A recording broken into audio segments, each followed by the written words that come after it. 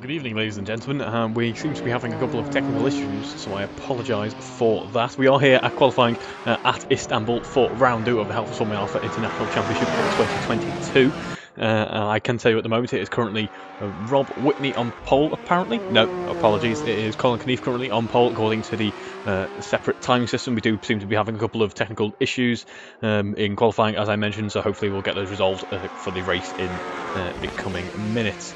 But yes, Colin Knief on pole, Andrew Whitehead running P2, Mr. Will Harper running P3, and Barry Clayton P4, Will Inglis P5, Alan Matthews P6, and then newbie Johnny Pinder currently running P7, and then John Baker P8 as well. So it looks to be quite a hotly contested qualifying session, to be honest. I know you can't see it, but I'm currently looking at the time system. I am, in fact, in the session with the drivers, and the midfield battle is separated by only a few tenths. So it looks like this could be very interesting heading into this race. As we see, we're on board with Andrew Whitehead, although unfortunately you guys cannot see it. I believe you can hear the cars, which is something at least. Andrew Whitehead getting a little bit wrong there, trying to push too much, and has found himself planted into a wall. So that will rather bring an end to his qualifying push now with only 8 seconds to go on the timer. It's a bit of an interest. It's become a radio show, this qualifying session. I believe it's a bit of a glimpse into the first week of testing for next year's Formula 1 running, is what you're currently experiencing. So yes, at the moment it is Colin Knief who sits on pole position, and we'll join you in just a few moments, hopefully with these technical issues resolved, when we will be ready to go for race 1. So I'll see you then.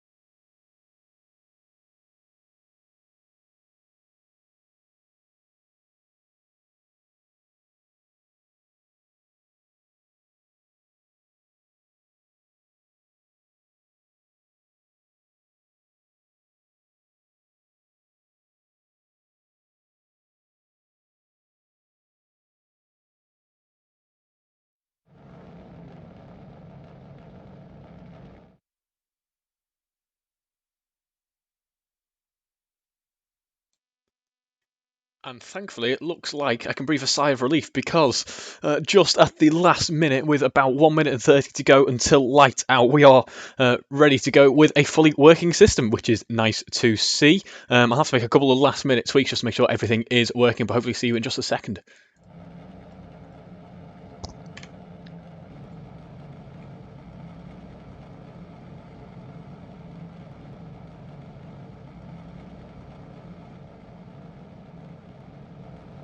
Just under a minute until lights out now. We are here lining up on grid at Istanbul.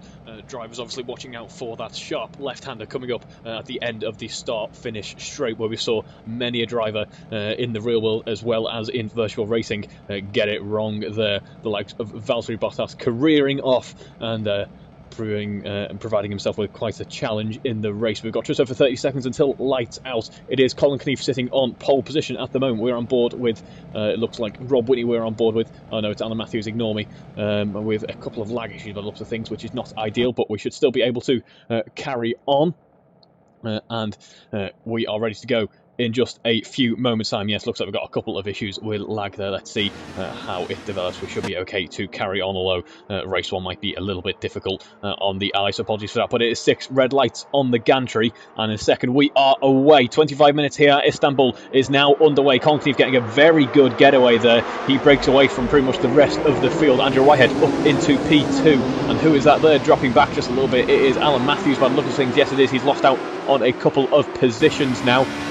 As we see, we now have the timing tower back with us now. Yes, it's a little bit of a slideshow, unfortunately, but we should be able to carry on nonetheless. Colin Knief about a second clear of everyone else at the moment now, already breaking away. Exactly what he wanted, exactly how he needed to start his race. And there's been a bit of contact at the back there. I believe that was between Rob Whitney and Johnny Pinder there. Johnny Pinder, new to the series there, put it on, I believe, pole in Am. In his first qualifying session, unfortunately, not gone the way that he would wanted. Yes, it looks like the system is struggling a little bit with the load here at Istanbul, which is unusual for this machine here. It usually should be absolutely fine with the Assetto Corsa, but we're going to focus with Colin Knief about a second and a half clear of the rest of the field already. Obviously going purple sector 1, just starting this race. We've got about 40 litres of fuel on board these cars here.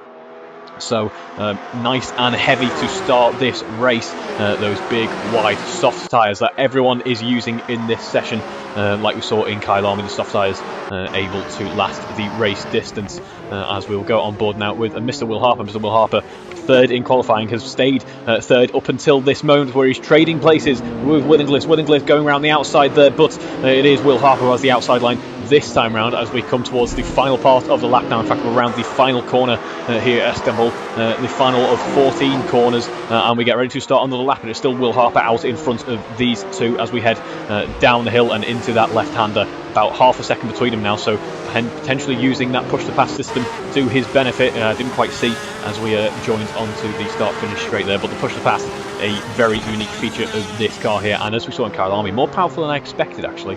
That may just be circuit dependent, or it may just be as a result of just how much power it affords you. But yeah, the push-to-pass, quite a useful tool for some of these drivers, just to catch up to that car in front, get rid of that kind of annoying half-a-second gap that it can be so difficult to close up in the race. And that is the first couple of minutes of this race here in Istanbul. A bit of an eclectic one, obviously, technical issues aside.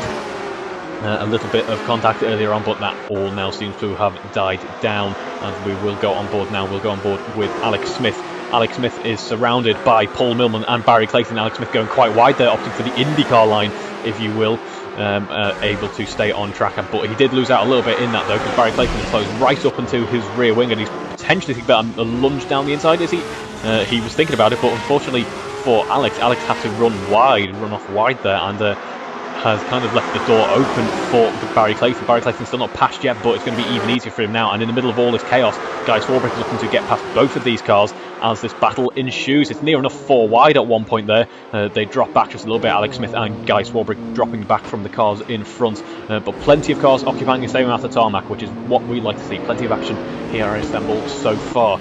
As we see Mr. Will Harper, as I'm going to refer to him now, Andrew Whitehead's had to dive into the pits for whatever reason there, and that puts Mr. Will Harper up into second position. What a shame for Andrew Whitehead there. He had a really good qualifying session, was right up there with Colin Knief, not able to get away in the same manner that Colin has, but he now finds himself all the way down at the bottom of the order.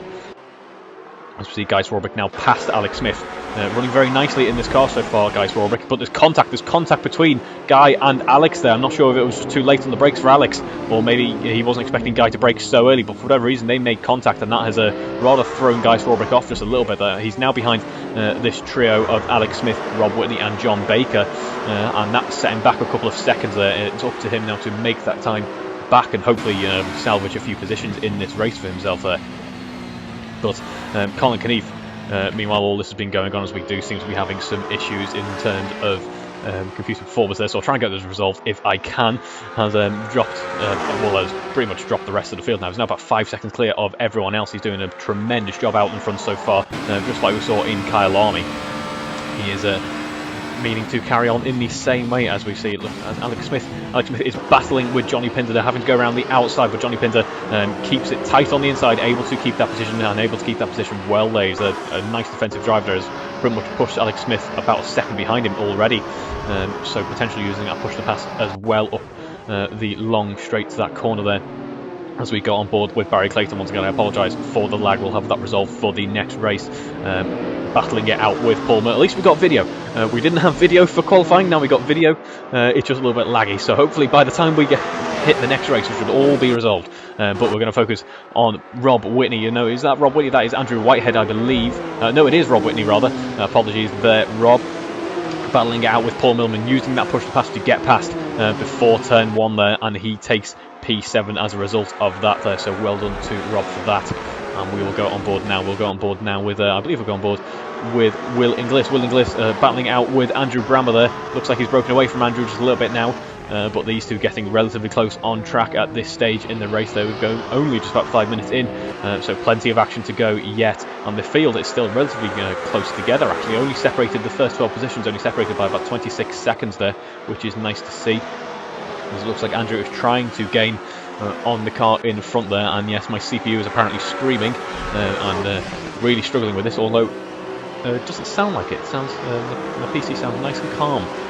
So I'm not sure if it's not woken up properly yet, but we will go on board actually with Colin Knief. Colin Knief, about 7 seconds clear of the rest of the field, has just set a purple sector 2 there, so he's starting to get more and more confident in the car, more and more comfortable, and the lap times are starting to tumble down as well. A 1:34.3 was his previous lap there, and it looks like this could be another improvement for him as he comes across the line now at the end of this lap. It was a 1:34.3 there, so another improvement for Colin Knief.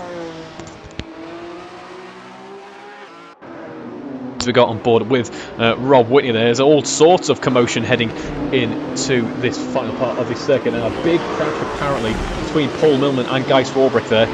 It wasn't that big, the system made it look fairly large there, but someone is dropping back there. That is a little bit of weaving going on. What is going on here? All types of carnage there, and in all of this Guy Swarbrick has ended up on the start-finish straight, pointing the wrong way round. He's been able to actually pick up a bit of momentum, a little bit of a J-turn almost, and carry on. But once again, he's lost a few seconds out there. Not the way he wanted this race to go, unfortunately. Looks like he's got some fairly decent pace there, and there's a fairly heavy collision there. And you will be losing a little bit of air as a result of that. We saw in Kyle Army, these aren't like the Toyota FA1s of old, where you can carry on with quite a lot of aero damage without too many ill effects rather. These cars are very dependent on their aero, and they can become a little bit of a handful to drive when you're lacking in the aero department. So we'll hopefully start to see less and less collisions as the drivers start to realise that these cars aren't quite the old tanks that we were once driving. But obviously new car, relatively new circuit, we don't run on Istanbul all that often. A very difficult challenge for the drivers.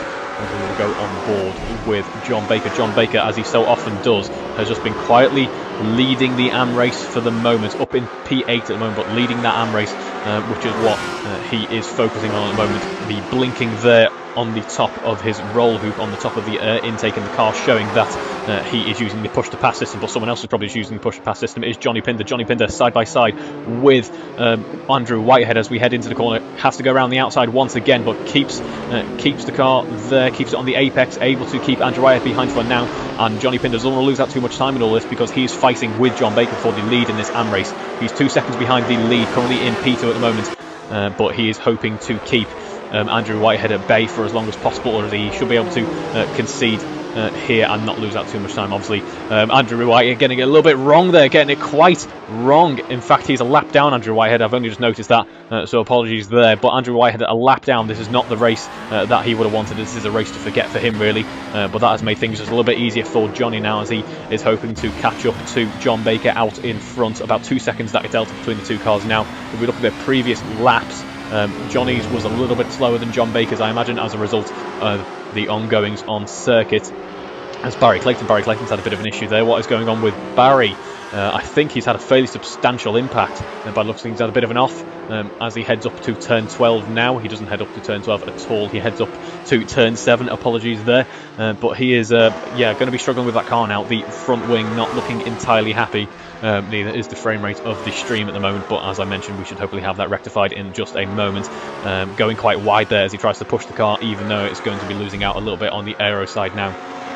As we will go back on board with Johnny Pinder here as he catches up to John Baker. Only about a second between him and the lead in the AM race at the moment now. But someone else we're also going to focus on is Willingsliss being hunted down by Andrew Brammer. I mentioned a few laps ago that Andrew Brammer hoping to catch back up to Willingsliss, and it looks like his wishes have been granted as he heads into turn 1. He's only a few tenths of a second behind Willingsliss now, but he's also under pressure from Alan Matthews, who's only about a second behind as well. So these three drivers are going to have quite the battle on their hands as they fight for that bottom spot on the podium in the pro race here. As we will go on board now with, I think we'll stay on board here actually, as we watch Andrew Brammer try to catch up to Willingsliss as they head round into turn 6 here. Willingsliss getting quite a nice exit out the corner there, breaking away from Andrew just a little bit. Andrew's going to be starting to think about when he deploys that push-to-pass system to his advantage. So he can catch up in the best way possible, because it's very tempting to just dump it on the start-finish straight. But at Istanbul, you've got it's quite an interesting mix of slow-speed corners, medium-speed corners, and the obvious high-speed corner of turn 11, which in these high downforce cars is near enough flat out, I believe. In fact, it could even be flat out. Such is the nature of these cars.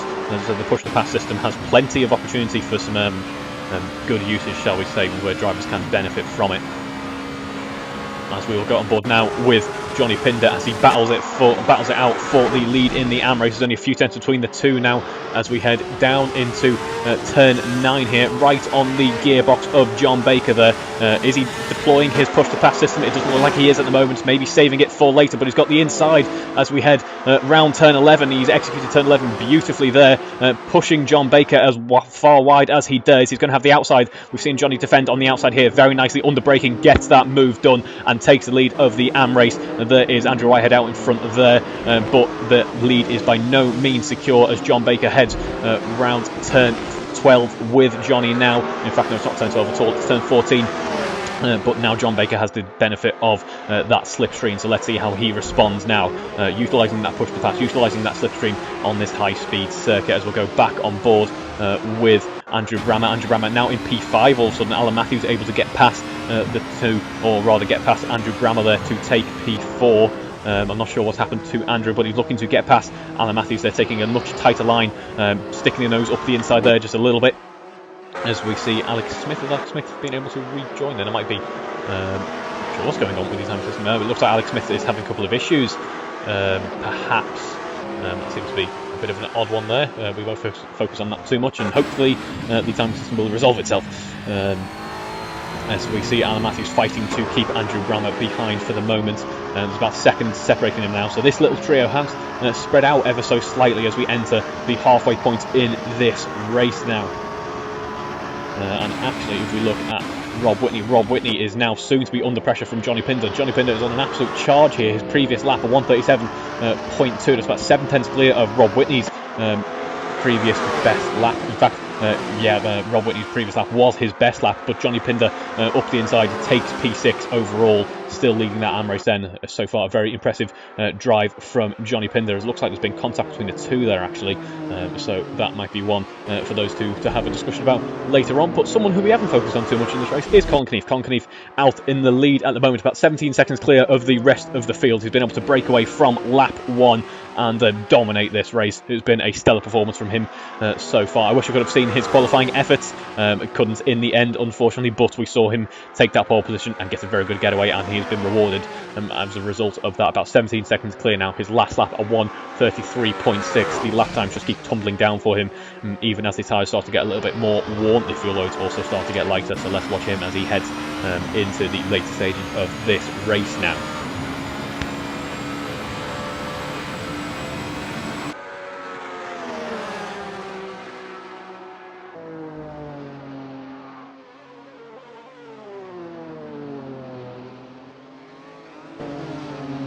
As we'll go on board with Willing Bliss. Willing Bliss now under pressure from Alan Matthews as we see him head down towards the turn 11 complex here.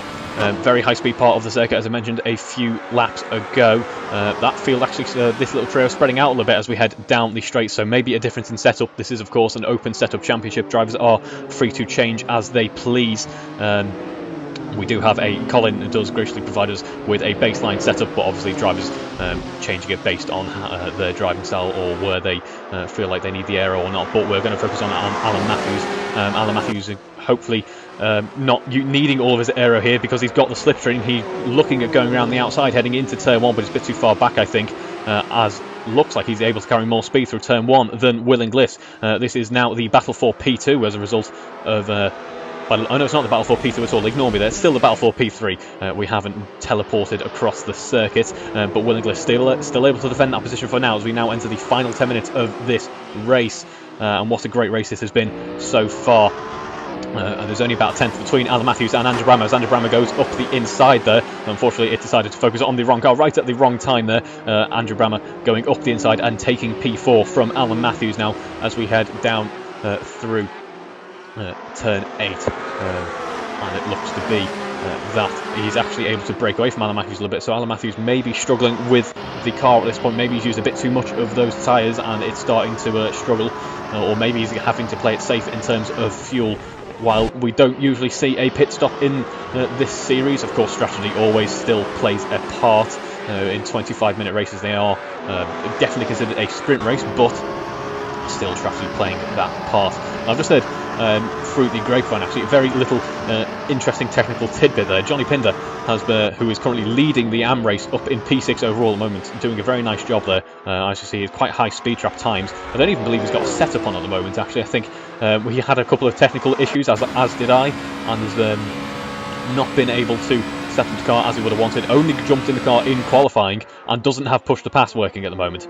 So he's made all these overtakes just with kind of brute force, if you will. So he's doing a very good job on his debut here as he heads around the final corner now, getting ready to start another lap. About 4 seconds clear of John Baker in P2, and who is in P3 in the AM race at the moment. It is Guy Swarbrick in P3 in the AM race, obviously not having the race to remember really for him. It started well, it looked like he was pretty pacey and was ready to fight, but a few misfortunate incidents through no fault of his own really have seen him down in P11 at the moment. As we'll go on board now with Andrew Brammer, as Andrew Brammer up into P4 once again. He's fought back that position from Alan Matthews on that previous lap, but hasn't been able to catch back up to Willing Bliss. Willing Bliss looking relatively comfortable on the podium at the moment. Let's see how this battle between these two drivers develops as we're going to watch John Baker actually as he looks to be closing up to Rob Whitney. Obviously different races, but it looks like he's actually closing up here. If we compare lap times, they are near enough neck and neck. His best lap, in fact, John Baker's best lap is about 7/10 of a second quicker than Rob's at the moment, but Rob in this current part in the race is actually just a little bit better in terms of pace. So these drivers certainly trading blows as we enter the final part of this race now.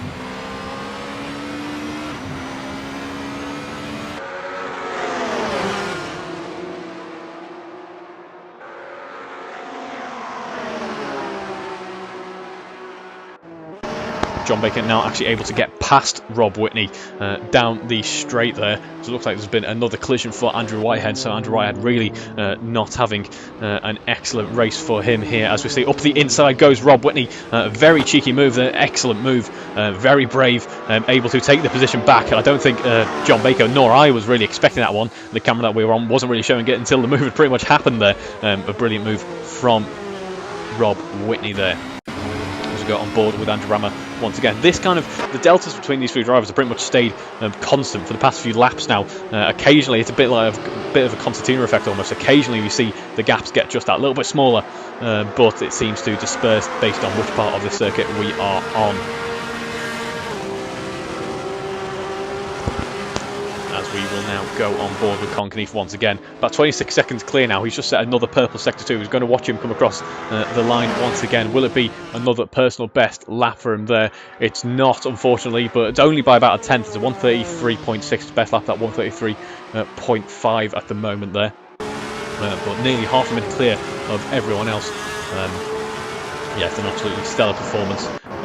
An absolute stellar performance from Colin Keneath there. As we see, Rob Whitney still ahead of John Baker at the moment, about a second separating these two drivers. So John Baker not quite had an answer for Rob at this point in time, not able to claw it back on this lap yet, but still a few laps to go in this race. As we see, there's only a few tenths of a second behind Will Inglis is Andrew Brammer. Andrew Brammer looking to go up the outside of turn 1 there potentially, but very well defended from Will Inglis. Will Inglis parking his car, making it as wide as possible as we head round the right-hander of turn 2 now. As Andrew Brammer still hunting for a way past. He's got the braking zone of turn 3, and then it's a little bit of kind of an S's section almost, although it's a little bit of a tighter angle at turn 4, so he's probably not going to be able to get past there, I would have assumed. So about 3 tenths separating now. A little bit of an error from Will Inglis there, just bumping over the curbs. That would have upset the car ever so slightly, lost a little bit of pace there. And Andrew Brammer on the exit, you can see the advantage that he has there on the exit, keeping the car just that little bit tidier, keeping it a little bit cleaner there. The car happy with him for that. But a very impressive defensive drive from Will Inglis here. We've seen on a few occasions Will Inglis certainly knows how to defend well, and this is one of those. I think he's got a very speedy car behind him at the moment. If we compare best lap times, Andrew Brammer is just a couple of tenths ahead of Will Inglis, but in all of battling, that has slowed Andrew Brammer down, and Alan Matthews is now back in contention for this position all of a sudden. Alan Matthews using that push-to-pass system. He's going to go round the outside at turn 11. I think he might do, and he does. That was very brave from Alan Matthews there, and he's now trying to get a move done on the outside of Will Inglis as they head under the braking zone there. He squeezes Will Inglis to the inside of the corner, just putting that extra pressure on as much as he does, riding over the curb on the apex there. He's still in P4 at the moment. Very well defended from Will Inglis, but for a second there, I thought it was going to be 2 positions in 1. Contact between the 2 drivers now. That puts Will Inglis into the wall there. He's able to carry on, but he's lost out certainly in terms of pace there. I believe Alan Matthews is slowing down there for Will Inglis. That he is very courteous of Alan Matthews to do so. The car snapping away from him just a little bit there, but that has allowed Andrew Brammer to swoop away with P3 at the moment, the bottom spot of the podium then. That was certainly a switch around that I'm sure he is very happy with at the end of that lap. About 3 tenths still separating these drivers. Got some lap traffic to contend with. Let's see how that plays into this battle in just a second. In fact, will it play into this battle? Will he get out of the way? He does get out of the way there and gets out of the way onto the grass, trying to get out of the way as quickly as possible.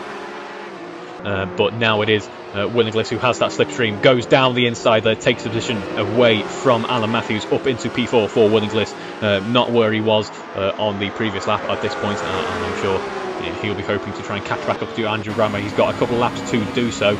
A few seconds gap now, about 3 seconds. If we compare their current pace, it looks like Andrew Brammer certainly has the edge in terms of pace. So he's going to have his work cut out for him is Will Inglis if he wants to try and catch back up to take that podium spot. Although I've said it a few times, don't count out an error. Late on we've seen races, even victories get decided on the penultimate or the last lap through one tiny error. I believe I'm testing my memory, and I wouldn't have thought would have tested my memory for just under a year ago. In fact, we're going to focus on the battle between these two here, as Will Inglis able to defend from Alan Matthews, as Alan Matthews has looks like he's had to drop back there. Contact between the two into the braking zone there, and that has rather separated those two drivers who are hoping, I'm sure, at this point to just kind of bring it home cleanly and safely, and not hopefully not truck away any points there, as although it looks like Alan Matthews has got the benefit of the slipstream and has got it quite well in effect, shall we say, because he's caught right back up to Willing Bliss, having been a fair distance away at the start of the start-finish straight. But yes, as I was saying, I believe it was Canada in one of the Tartus FAO1, one of the year's runnings with the FAO1. In fact, I think it was the first half of 2021, correct me if I'm wrong, where the championship was decided by a small error. I may be wrong there, but that seems to sit in my memory for some reason. About 2/10 separation from these drivers now, as it looks like Alan Matthews thinking about a move up the inside, but Willing Bliss takes that line there, defends from Alan there. In about half a second now, so that gap is ever changing, but slowly building between these two drivers now, as the gap between Andrew Brammer and Willing Bliss also extending as well. But still some impressive pace from these drivers so far. The feedback on this car, on the running on this car so far, has been great. The car just eggs you on, wants you to push it further and further, so the drivers seem to thoroughly enjoy running this car so far. We are only 2 rounds in, of course, but it bodes well, doesn't it? As we now enter the final minute of this race's running, and Alan Matthews looking at a move up the inside, does the old switch back there, under braking, very brave there, very aggressive move under braking there, obviously not in terms of contact or anything like that, but just trying everything in his arsenal to get past. Unfortunately, it doesn't work on that occasion, runs a little bit wide on the exit of the final corner there, and is still behind Willing Bliss as we start the final lap of this race now. No, it's not the final lap at all, it is the penultimate lap of this race now, unless Colin Knief is far ahead enough. He is not, so it will be the penultimate lap, I believe. Will it?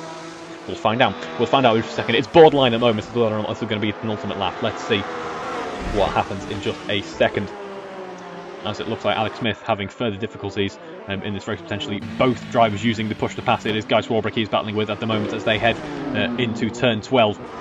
And another switch back there, a little bit of front wing damage for his troubles there, as he just tags Guy Swarbrick. Guy Swarbrick currently running P10, able to keep ahead of Alex Smith this time round, and I believe that's Colin Knief behind those two drivers, and we've just hit 0 seconds, so this will now be the final lap of this race, so we're probably going to stay on board with Colin Knief for this one now, as we see him head down into turn 1.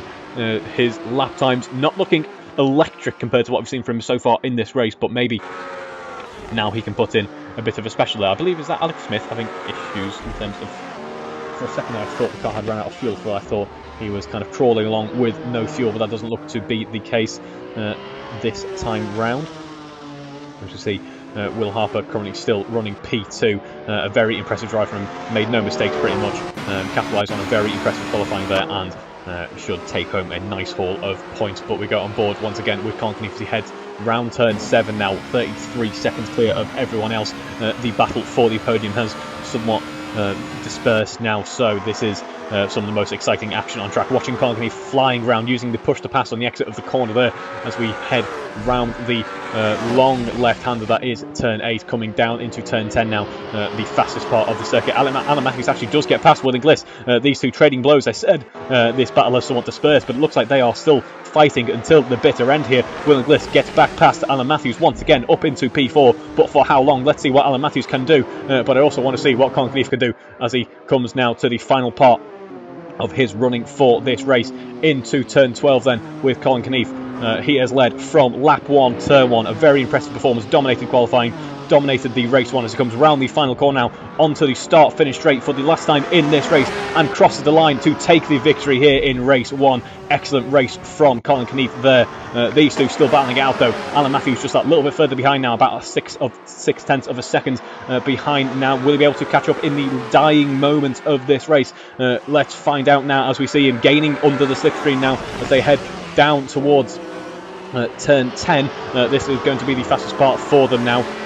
But Alex Smith is still battling it out with Guy Swarbrick by the looks of things, because Guy Swarbrick seems to be having a couple of difficulties down there. But we're going to go on board with Will Harper as he comes around the final bend now to cross the line to take P2. Very well deserved P2 there. Excellent race from Will Harper. We go on board with Andrew Brammer, who's only a couple of seconds ahead of these two who are battling it out at the moment. Are they still battling it out? Pretty much so, I would say. I think, though, that is it for these three. Getting ready for race 2 now, I imagine they will be. Andrew Brammer across the line to round out the podium here, taking P3. Willing Bliss eventually takes P4, and Alan Matthews taking home P5. As we're going to go on board with Johnny Pinder, a very impressive drive to take his first victory here. Dominated the AM race, having got past John Baker. An impressive drive from Johnny Pinder so far this weekend, as we go on board with Rob Whitney as he comes home in P7 here to cross the line as well. John Baker not too far behind him, comes second in the AM race. Very well executed drive there for John Baker as we will go on board with Paul Millman coming home in P9 there. And then rounding out the point scoring positions, although we have more point scoring positions obviously with the two fields, Alex Smith using the push to pass down the straight for the last time there, as we see Colin Keith returning to the pit now. No victory donuts from Colin Keith yet. We haven't seen any from him so far this season. I believe we are only at round 2, so I'm still hopeful. As we see Alex Smith crossing the line and then just a few seconds behind Guy Swarbrick after a very difficult race indeed. So that brings an end to the running for race 1. It's certainly been a very exciting race 1. These cars, once again, certainly not disappointing, certainly proving they are very raceable and very enjoyable to watch. Hopefully they'll be more enjoyable to watch in just a few moments when we have the lag issues resolved. So we will see you then for race 2, the reverse grid race here at Istanbul.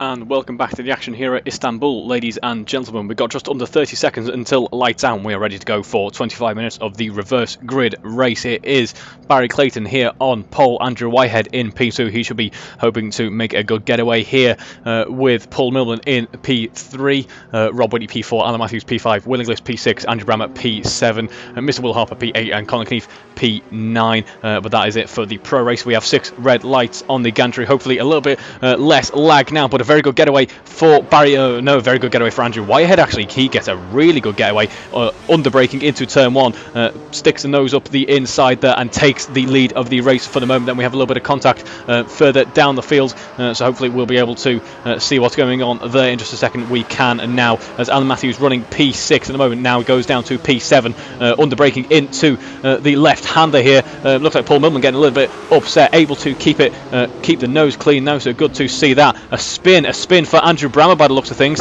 He's side by side with Johnny Pinter. Johnny Pinter having the inside line there. Is it Colin Keefe? Colin Keefe, I think, has just lost a couple of positions as well. A very chaotic start to this race. Lag still not ideal, unfortunately. I think my graphics card is just on strike at this point by the looks of things, which I'm very sorry to report. Colin Keefe really struggling at the start of this race, just about catches a snap of oversteer and then finds himself colliding with, I believe that was Paul Millman possibly, I might be wrong there, but now running last in this race. So not a race to remember for him, really, as we see Andrew Brammer and Paul Brady occupying the same bit of circuit at the moment. Paul Brady up into P10 for the moment, as we see Will Inglis climbing his way up into P3 as well. So it is going to be another repeat for Will Inglis. He can hopefully, he'll be hoping to keep his car on the podium this time, as we see Andrew Brammer getting past Paul Brady there. Colin Keefe also now getting past Steve Knight down in P14. But these two are actually trading positions by the looks of things, so we'll go on board for this battle as Paul Brady defends from Andrew Brammer heading into the final corner now. And they start the next lap. Paul Millman has the slipstream from both. I was about to say has the slipstream from Andrew Brammer, but he's side by side with Andrew Brammer. He's going to have the slipstream from Paul Brady instead, but Andrew Brammer hoping to get the switchback done there. Does he? Up the inside, very brave move, under braking from Andrew Brammer, takes the position back from Paul Millman up into P11. He doesn't want to do this for much longer because it will slow him down and keep him behind Paul Brady for just that little bit longer. So he's hoping to catch up to Paul ahead, and he has done, but he's made contact with him. Paul Brady, his car gets kind of chucked onto the circuit, and unfortunately for poor Paul Millman there, he gets caught by Paul Brady's car, then gets caught by Andrew Brammer's car as well. He's able to carry on, but I imagine he's got a fairly substantial amount of damage there, yes, to the side pods of the car, although it looks like Andrew Brammer in that was the worst off in terms of damage. He's got no rear wing, apparently. I mean, he's still got one, you can see it there, but apparently it is now basically ineffective, which is a shame for him. But we'll go on board with Andrew Whitehead, this race starting in a much more positive manner for him, leading this race by about 2 seconds at the moment. He had a very nice getaway and is hoping to capitalise on that, and he's walking away from the rest of the field for the moment. Let's see if Barry Clayton can pick up the pace. Will Inglis getting past, I believe that is Rob Whitney. Rob Whitney having a few struggles there. Will Inglis and Paul and Will Harper rather side by side heading down into turn 12 there. It is Will Inglis who has the inside line there, but that gives Mr. Will Harper the inside line for turn 13, and he's able to break away just a little bit, although there's contact between the two. I don't think Will Harper saw that Will Inglis was that close to him, that far up his inside, and has made a little bit of contact. Fastest lap of the race so far, Johnny Pinter setting the fastest lap of this race then. As we see, there's quite an interesting incident going on in front of them there, as Rob Whitney just about catches the car. Can he catch it for turn 2 though? No, I don't think he can. What a shame for him there. It's all gone wrong at the start of this lap for Rob Whitney. He's going to have to head back onto the circuit, collect his thoughts, and hopefully carry on as quickly as possible. As we see that now promotes Johnny Pinder up into P4, leading that AM race once again then for race 2, the second part of this double header. He's doing a very nice job up in P4 at the moment. He's under pressure from Mr. Will Harper. Will losing out a little bit in that chaos at the start of this lap, then down into P5 now, surrounded by John Baker as well. So the AM race has been well, the fight for the AM race has been rather competitive so far this year. They have been fairly high up and are pretty much keeping it with the pro runners for the time being. So it'll be interesting to see how this dynamic develops between both the Pro and the AM race, and between the two leaders of the AM race at the moment. John Baker just that little bit behind. In fact, we've got Guy Swarbrick in P7 as well, so the podium for the AM race, although P8 now as he's battling it out with Alan Matthews, able to get the move back on Alan Matthews a little bit quicker off the exit of the corner there. Alan Matthews does now have the benefit of the slipstream, although will he need it? He's got the outside for turn 11. Will he be late on the brake? Let's see what happens as we head into the heavy braking zone. That is turn 12 there. He has the inside line. Obviously, we know there is a little bit of a switch back of trade places there, but Guy Swarbrick is going to use push to pass actually to keep Alan Matthews behind. But for how long though? Alan Matthews is hunting for a way up the inside there, potentially thinking about the outside for the final corner there, and is now near enough neck and neck. Actually boosts away from him just a little bit as we go on to the start-finish straight. These two near enough side by side. It is Guy Swarbrick who has to concede though and jumps behind Alan Matthews. Colin Knief there has had a bit of a recovery so far. About 5 minutes into this race, he's made up 9 positions. He's made 6 positions rather, if I can remember my math. He's now side by side with Colin Knief. Of course he's side by side with Colin Knief. He's Colin Knief. He's side by side with Guy Swarbrick. I'll try that again. And in turn 2 gets the move done on Guy Swarbrick, and is now focusing his efforts on getting past Alan Matthews as we head into the end of Sector 1. Certainly has the pace to get the win here if he wants to. 20 minutes to go, and he's already halfway back through the field. He's got about 12 seconds between him and the leader. Let's see what he can do with 90 minutes in this race to go. He's got to get past, got to contend with Alan Matthews so far, and Alan Matthews won't give up quite easily. We've seen Alan Matthews knows how to battle wheel to wheel, especially in the touring car series where he has provided rather some excellent racing action, but it is unfortunately for him on this time not enough. Colin Knief now up into P7 behind John Baker, about a couple of seconds. Let's see how quickly he can whittle down that delta there, using the push to pass there to make sure that the move on Alan Matthews is secure. Well, that was a very exciting start to this race so far. The reverse grid race, as ever, not disappointing on the start there, and shaking up the order nicely. As we see, it is Andrew Whitehead who still leads for the moment. Barry Clayton behind him is certainly doing well in terms of pace, but not nearly enough to battle with Andrew Whitehead for the moment. Andrew Whitehead was for a brief moment the fastest on track. Colin Knief takes that accolade there, a 1:34.8. That's near enough a quali time for some of these drivers here, so a very impressive lap from Colin Knief there as he channels his way through the order. I mentioned how quickly would it be, how quick would it be for Colin to catch up to John Baker ahead, and well, here's your answer. We've only just started the next lap, and as we head into turn 3, turn 4, that's more complex there. He's right on the rear wing of John Baker, looking for a way past now. John Baker certainly won't give up without a fight, although he should have to, because or I imagine he will rather, because it is obviously he is an AM runner and Colin Knief is in the pro race, but he'll be wanting to enjoy a little bit of a battle there. Something's gone wrong for Barry Clayton. John Baker running just a little bit wide off the sticker there. Colin Knief getting past now up into P6, but will it be P6 for long? It should still be P6. Barry Clayton having a few difficulties there, dropping him back into P3. Johnny Pinder then now onto the podium overall in his first weekend racing here. He didn't drive the car until qualifying, pretty much, so a very impressive effort from him so far. Will Harper in P4, using that push to pass, trying to keep Barry Clayton at bay. Barry Clayton does have the pace to get past him if he wants to at the moment, so quite an interesting battle brewing between these two drivers. As you see, Will Harper actually closing in on Johnny Pinder up in front, separated by just about a second now as we enter the final part of the lap.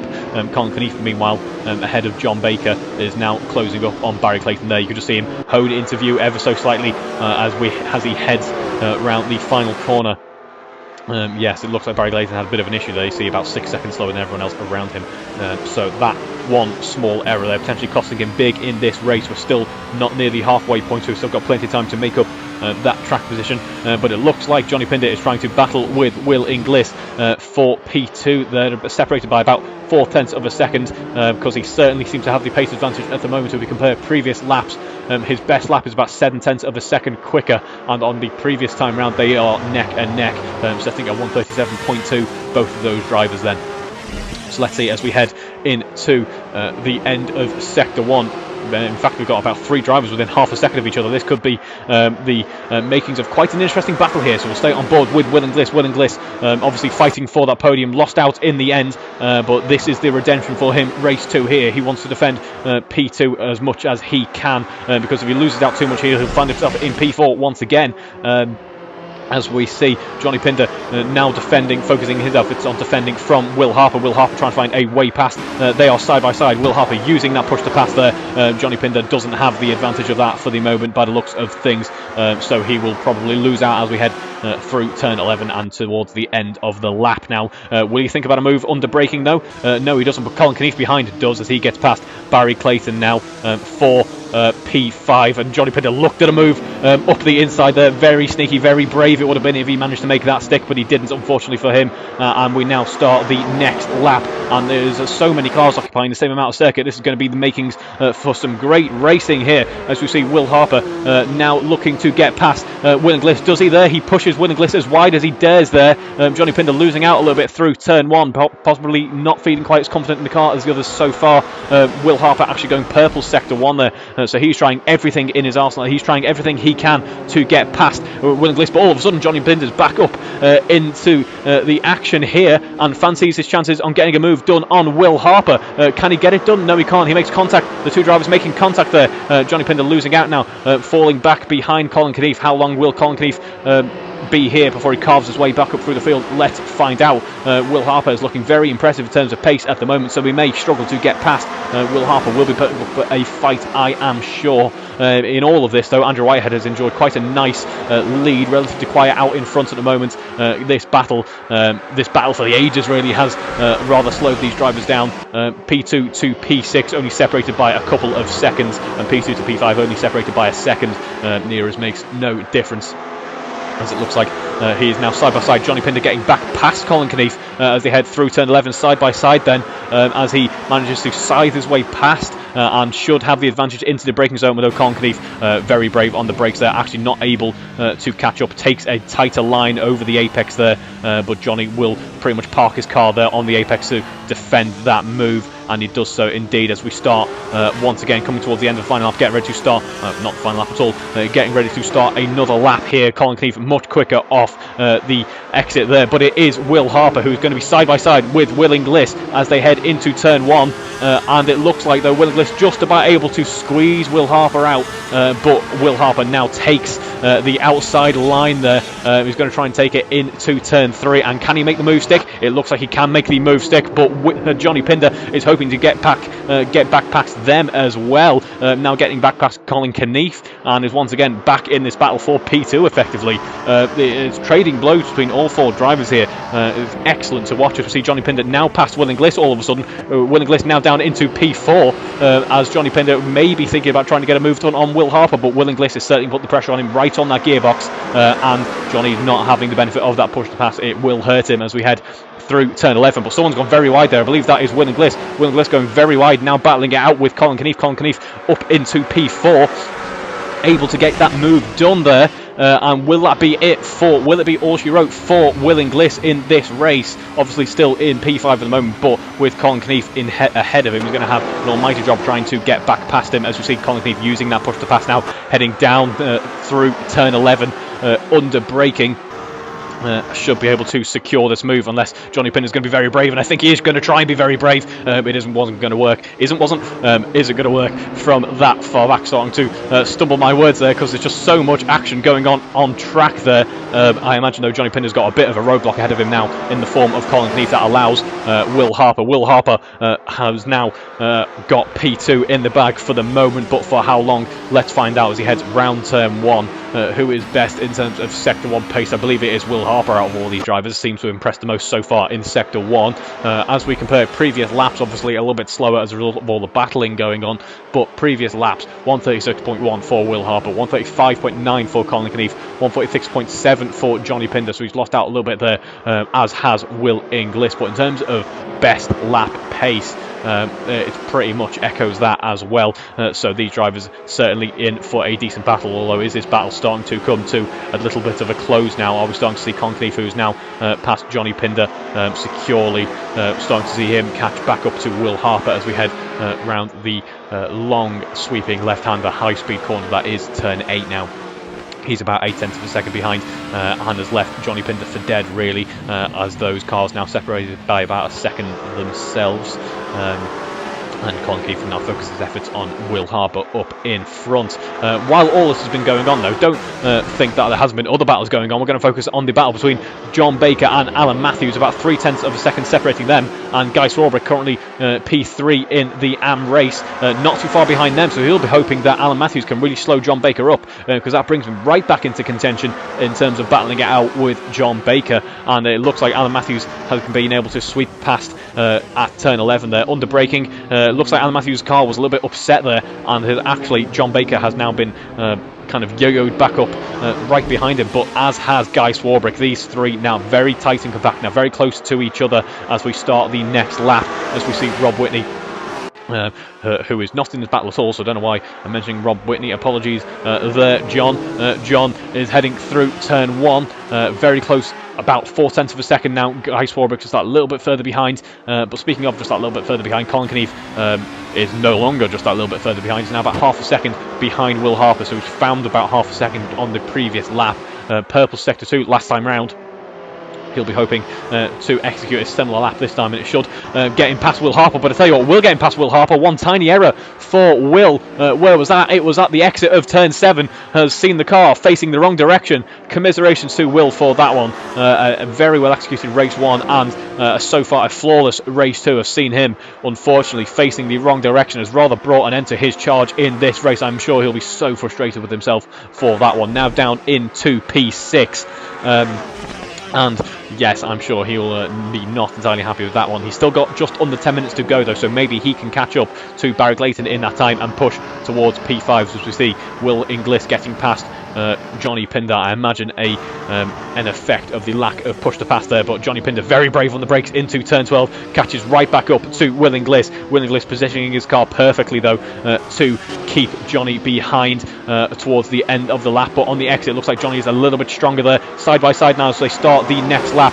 Will it be Will Inglis who ekes out ahead just a little bit? I think it will potentially. Oh no, Johnny Pinder is going to have the inside line as we head into turn 1 now. Under braking gets that move secured, back up into P3, although for how long? Because it is Will Inglis who now has the inside line for turn 2. They are side by side now as we head into turn 3. Will Inglis was a little bit further ahead. Johnny Pinder braver on the brakes, though, side by side once again. For how long can these two stay side by side? Very challenging, very excellent racecraft. Very excellent. That was not the best English there. Excellent racecraft from the both of them in this race so far. And Colin Keith, having had Will Harper removed as a challenge for him, has rather broke away from this pack now, and now only about 10 seconds behind Andrew Whitehead towards, so we'll see how that battle develops, if it can develop towards the end of this race. But the battle we are focusing on at the moment is between Johnny Pinder and Will Inglis, as we see about 0.3 of a second separating these two drivers heading down the downhill now. Johnny has the advantage of the slipstream, but will lose out when it comes to push to pass. So let's see how that balances out for him as we come towards the end of the lap now, or we're about the halfway point, but it's pretty much flat out until you get to the final part of the circuit now, about 0.6 of a second separating them. Istanbul, I think, has certainly not disappointed. I've thoroughly enjoyed commentating here so far. An excellent track it is. It's provided some great racing in the real life, and certainly hasn't disappointed here either.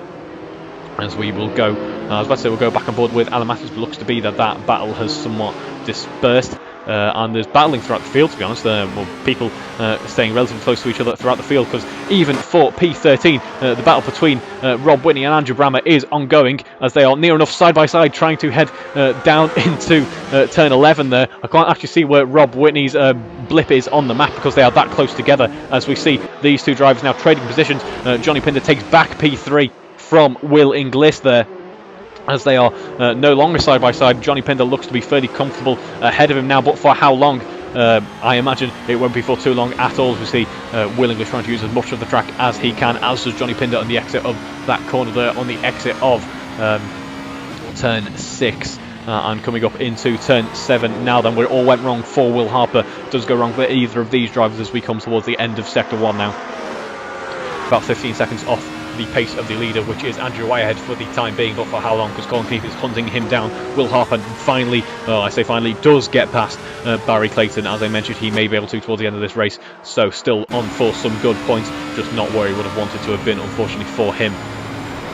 It looks like, though, Alan Matthews is now battling it out with Barry Clayton as we come up to turn 10. as we see. How close is he? He's just that little bit further behind than he wants to be if he wants to get a move secured. Both using the push to pass, both utilising that extra boost of power as we head round turn 11. Who's going to be braver on the brakes? Let's see. Andrew Whitehead has to pit from the lead of this race. Why does he have to pit? Oh dear, that is a bit of a shame for him. We'll join that in just a moment. Alan Matthews still in P7 for the moment. I'm not sure if that's a penalty he has to serve, some type of fuel issue or whatever, but for whatever reason he has to pit, as does Johnny Pinder, and that brings a bit of an end to their charges in this race, which is a shame to see. Colin Keefe now promoted up into the lead of this race. Will Inglis up into P2. Will Harper back on the podium, which I'm sure he'll be fairly happy with, and Barry Clayton up into P4. Yes, that's quite the twist at the end of this race. We'll have to speak to the drivers after the fact to see what went on there.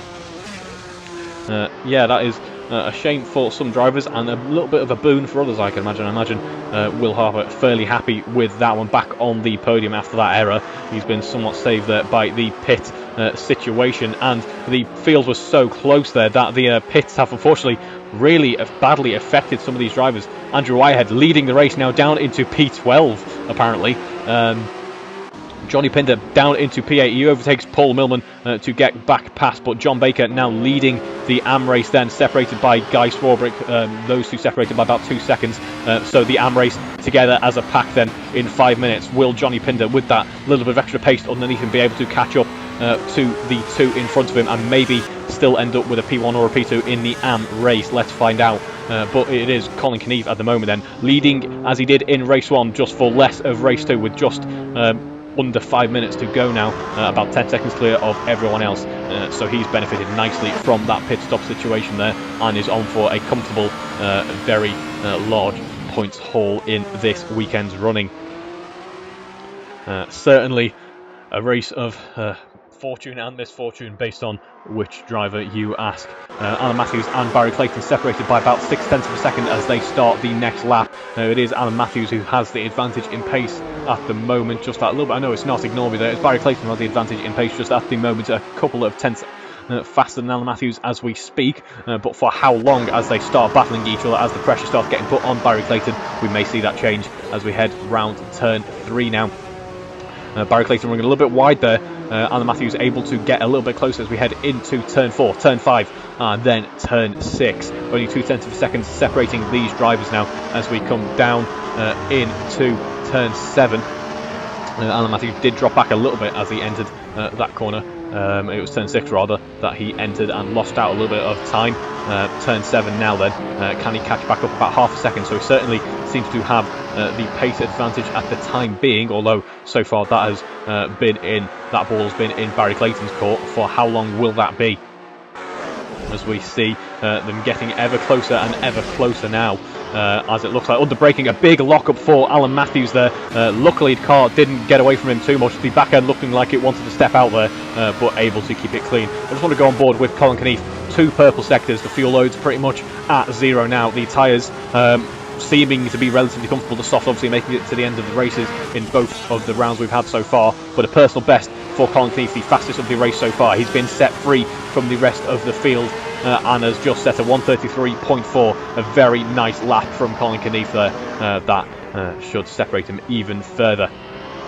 But for whatever reason, Johnny Pinder unfortunately not having the pace from leading the AM race so well for so long, not having the pace to catch back up to Guy Swarbrick and John Baker out in front. He's still going to be a few seconds behind, I can imagine, by the time we get to the end of the race. So commiserations to him for what has been an otherwise excellent weekend there, and he will be looking forward to round 3 in a few weeks' time, I am sure, as we see Barry Clayton and Alan Matthews still battling it out as we head into turn 5. Now they are separated once again by about 0.7 of a second. This gap, as we saw in race 1, the gap kind of consistent in the sense that you can kind of pinpoint it on different parts of the circuit where drivers' strengths differ. As we go on board with Will Harper in P3 at the moment. He's lost out to Will Inglis somewhere there. I didn't quite catch where that was, if I'm not mistaken. But with a couple of laps of go, he may be able to snatch P2 back from Will Inglis, and much like Colin Keefe could come away with 2 victories, Will Inglis will be potentially coming away with 2 P2s if we can get past Will Inglis, although Will Inglis using that push to pass to make sure he keeps Will Harper at bay for a certain amount of time. here as we see Will Harper now using that push to pass. Is he thinking about moving the braking into turn 12? No, he can't. He's too far back. That would have been quite brave of him there. But as we go on board with, I was about to say we'll go on board with Alan Matthews and Barry Clayton, but it looks like Will Inglis is trying to set up a move on Will Inglis as we head. Did I say Will Inglis is setting up a move on Will Inglis? Will Harper setting up a move on Will Inglis as we start on the lap now. Will Harper very close in the slipstream, looking at a move around the outside potentially. Under the braking, is he going to be forced a little bit too wide there? He is just about going to keep it on circuit by the looks of things, but is now going to have the inside line for turn 2 and side by side with Will Inglis now.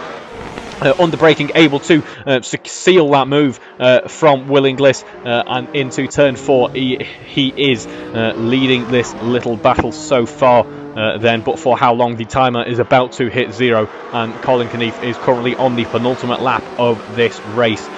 He has capitalised on a few other drivers' mistakes and misfortunes very well in race 2. It has been a last to first challenge for him. That misfortune for him, spinning round at the start of the race, has carved his way through the field and has found himself leading once again. And there is a collision between Guy Swarbrick and Johnny Pinder by the looks of things, and Johnny Pinder potentially able to get back up into P2 in the AM race, but this rather ruins his charge there. So shame for the AM race runners there. But John Baker running nicely, leading that AM race at the moment then. He can feel fairly comfortable at the moment, I am sure he is. But we're going to go on board with Colin Knief as he comes around the final corner for the penultimate time and starts the last lap. He goes even faster on that lap. Another purple Sector 2 for Colin Knief. He keeps getting better at Sector 2 as time goes on. A 1:33.331 there. All the 3s and all the 1s there. But a very nice lap from him there. Especially given that tyres mustn't be entirely comfortable now, but as I mentioned, that fuel load will be definitely pretty much on fumes now. But it looks to be that Colin Knief, and for that matter Will Inglis as well, running a much higher downforce setup than everyone else by the looks of things, although Johnny Pinder running an extremely high downforce setup. I think he's running the default there, because I'm looking at the speed trap times there.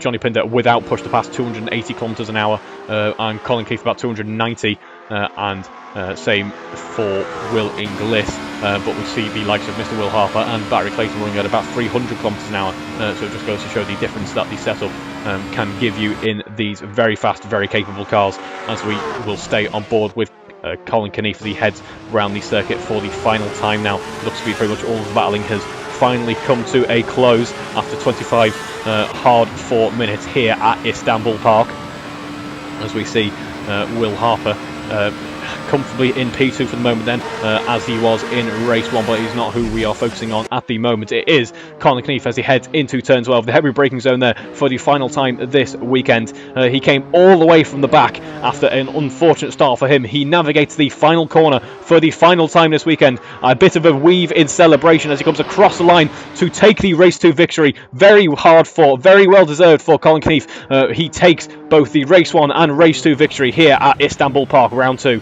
Very well deserved to him, and absolutely dominated by Colin Knief, as we see Will Harper coming around the corner for the final time then. He also P2 in race 1, takes home P2 in race 2 as well. Very nice weekend for him. Good point haul along with it, and Will Inglis as well on the podium, as he wanted to be in race 1. Comes home P3, Barry Clayton P4, Alan Matthews P5, and winning the AM race then, John Baker comes round the final corner for the last time this weekend with the win in the AM category to take home P6, but the win in the AM category, so well done to him for that. Guy Swarbrick as well put up a lot of a fight this weekend, but it was enough unfortunately for him. Comes home P2 in the AM race, P7 overall. Very nicely executed pair of races. Unfortunately race 1 didn't go his way, and Johnny Pinder, commiseration to him, at one point P2 on track. Unfortunately a few issues meant that he was now relegated to P3